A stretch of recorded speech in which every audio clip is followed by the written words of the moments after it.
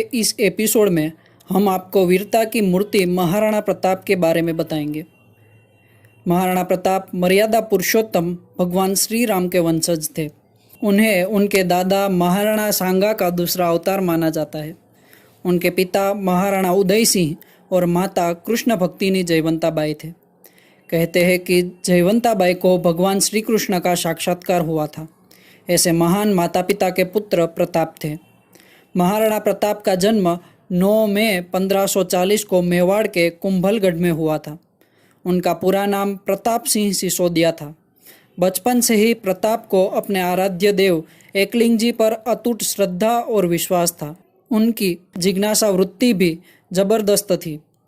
बचपन में वो अपने माता पिता को ऐसे कठिन प्रश्न पूछ लेते थे कि उनको संतोषकारक उत्तर देना कठिन हो जाता था। यहीं से उन्होंने एक महान व्यक्ति बनने की नींव रखी थी। आचार्य राघवेंद्र महाराणा प्रताप के गुरु थे।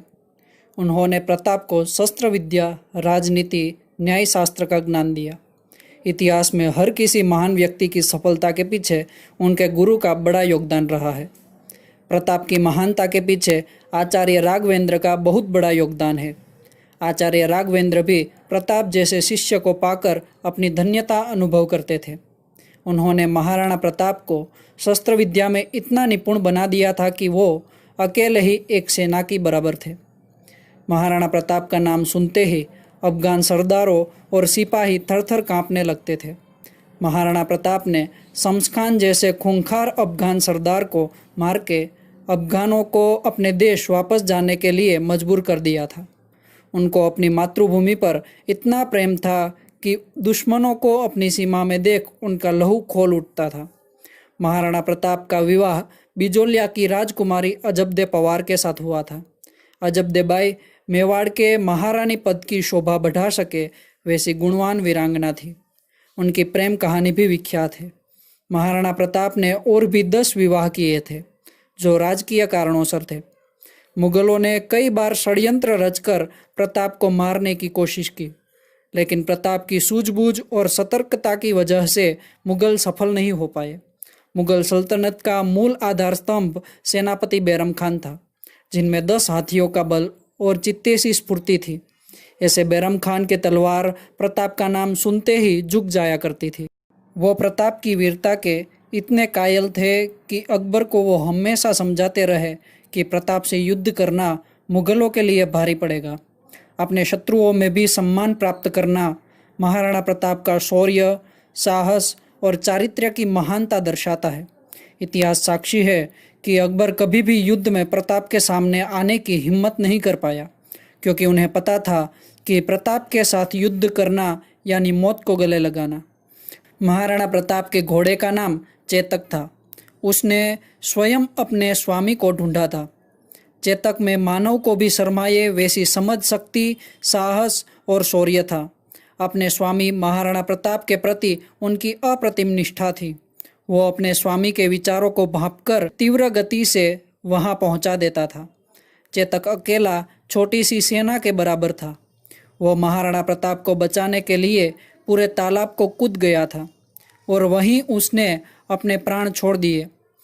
महाराणा प्रताप चेतक को इतना चाहते थे कि चेतक की वीर गति के बाद कई दिनों तक उनके गले से अन्न का दाना भी नहीं उतरा था। महाराणा प्रताप स्वतंत्रता प्रिय थे। सच्ची स्वतंत्रता प्रियता उन्हीं के हृदय में होती है जिसमें नव निर्माण करने की क्षमता होती है। चित्तौड़ दुर्ग हारने के बाद महाराणा प्रताप ने चित्तौड़ वासियों के साथ वन में रहकर 3 साल में नई सेना का गठन किया और अपने पिता के नाम पर चारों ओर से सुरक्षित उदयनगरी का निर्माण किया। मेवाड़ की स्वतंत्रता और स्वाभिमान को बचाए रखने के लिए हल्दी घाटी युद्ध आवश्यक बन चुका था। ये युद्ध 18 जून 1576 में हुआ था। इस युद्ध में मेवाड़ की सेना में मात्र 20,000 सैनिक थे और अकबर की सेना इनसे 4 गुना बड़ी थी। फिर भी महाराणा प्रताप के सैनिक बहादुरी से लड़ते रहे और नई नई युद्ध नीतियाँ बनाकर उनको मात देते रहे। महाराणा प्रताप मुगल सेना पे आंधी की तरह टूट पड़े और मुगल सेनापति बहलोल खान को घोड़े समेत काटकर अपनी अद्भुत वीरता का प्रमाण दिया। सैनिक कम होने के कारण महाराणा प्रताप युद्ध हार गए। हल्दी घाटी युद्ध के बाद वो वनों में रहे, घास की रोटियां खाई, जमीन पर सोए, काफ़ी कष्ट सहन किए, लेकिन अपनी मातृभूमि पे अचल प्रेम होने के कारण उन्होंने नई सेना का गठन करके धीरे धीरे चित्तौड़ के अलावा हारे हुए सारे दुर्ग जीत लिए। इसके बाद अकबर भी महाराणा प्रताप से लड़ते लड़ते थक कर फिर कभी उदयनगरी पर आक्रमण नहीं किया। महाराणा प्रताप का देहांत 19 जनवरी 1597 को उदयपुर के चावंड नगर में हुआ था। अकबर भी महाराणा प्रताप के देहांत का समाचार सुनते ही अपने दरबार में 5 मिनट का मौन रखता है। प्रताप के बाद उनका पुत्र अमर सिंह उदयपुर की राजगद्दी संभालता है। दोस्तों, इस तरह की इंटरेस्टिंग और हिस्टोरिक वीडियो देखने के लिए हमारे चैनल इंडियन थिंकिंग को सब्सक्राइब करें और बेल आइकन को दबाना ना भूलें।